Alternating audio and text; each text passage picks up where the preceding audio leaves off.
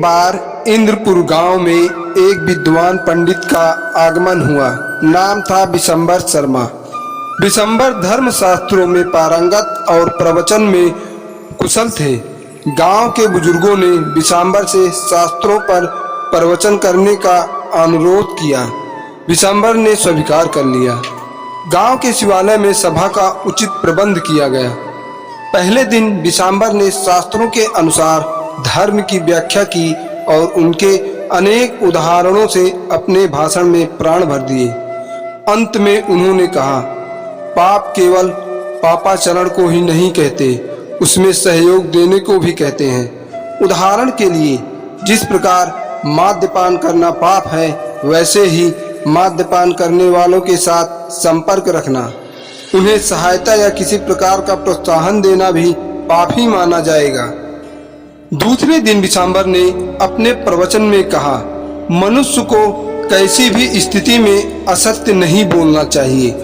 उन्होंने इस प्रसंग में राजा हरिश्चंद्र की कहानी सुनाकर सबके हृदय को द्रवित कर दिया।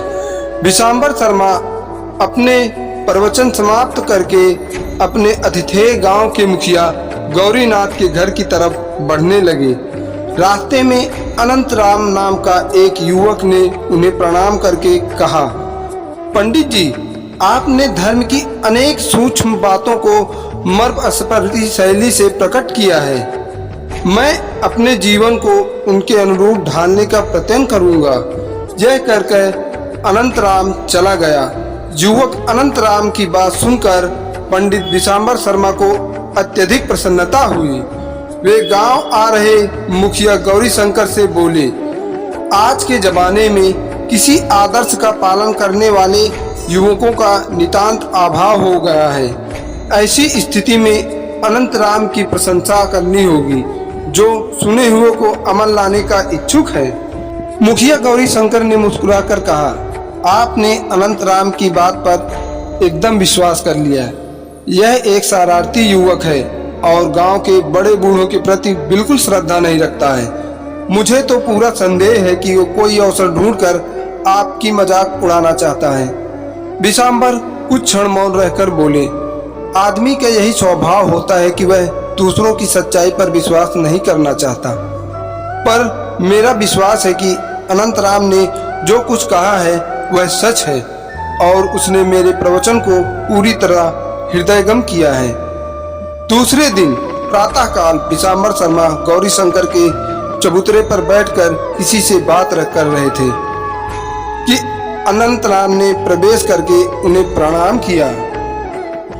फिर वह बोला, पंडित जी, मैं आज बड़े धर्म संकट में फंस गया हूँ। इस संकट से बाहर निकालने का उपाय भी आपको ही बताना होगा। विशंबर ने पूछा, बोलो, बताओ वह कौन सा धर्म संकट है। पंडित जी, आज सुबह जब मैं खेत पर लौट रहा था तो रास्ते में मुझे दो शराबी मिले। वे इस गांव के नहीं थे। वे मुझे तंग करने लगे कि मैं इस गांव के शराब खाने का रास्ता बताऊं।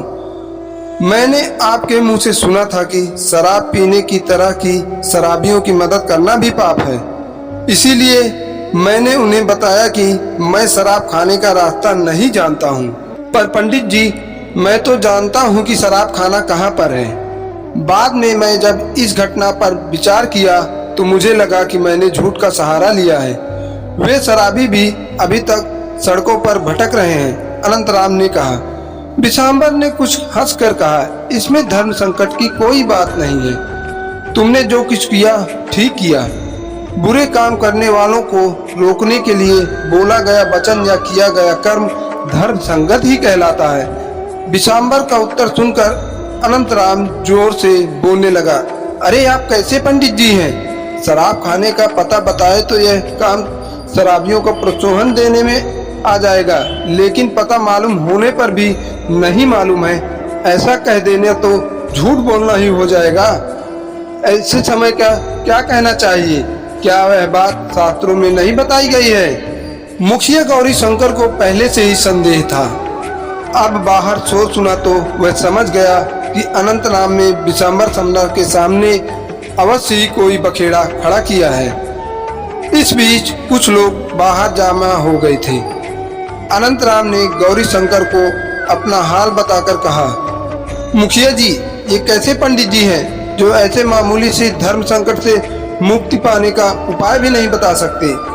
ये इतने साधारण से मार्गदर्शन में असमर्थ हैं कि फिर भी हम हर रोज इनका प्रवचन सुनते हैं और भेड़ों की भांति सिर हिलाते हैं। गौरीनाथ ने शांतिपूर्वक स्वर में कहा, जो कुछ हुआ उसके लिए पंडित जी की निंदा क्यों करते हो? तुम जिसे धर्म संकट कहते हो उससे उबरने का रास्ता भी तुम्हारे हाथों में है। अच्छा, ऐसी बात है?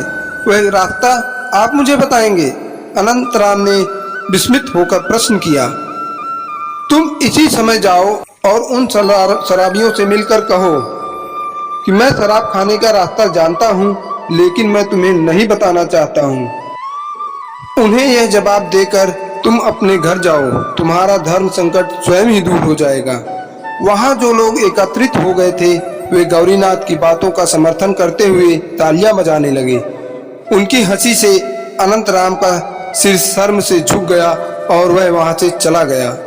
अब बिशंबर शर्मा ने कहा, धर्म संकट खड़ा करने वाले अनंतराम जैसे लोगों से निपटने के लिए मेरा पंडित कम पड़ गया। वास्तव में ऐसी समस्याओं के हल से पंडित की ही नहीं, व्यवहारिक ज्ञान की भी जरूरत है। इस क्षेत्र में मुखिया गौरीनाथ जैसे व्यक्ति ही सफल हो सकते हैं। उम्मीद करता हूँ आप सबको ये वीडियो पसंद आया होगा। इसी तरह और वीडियो के लिए चैनल को सब्सक्राइब करें और वीडियो पसंद आए तो लाइक करें और शेयर करें। धन्यवाद।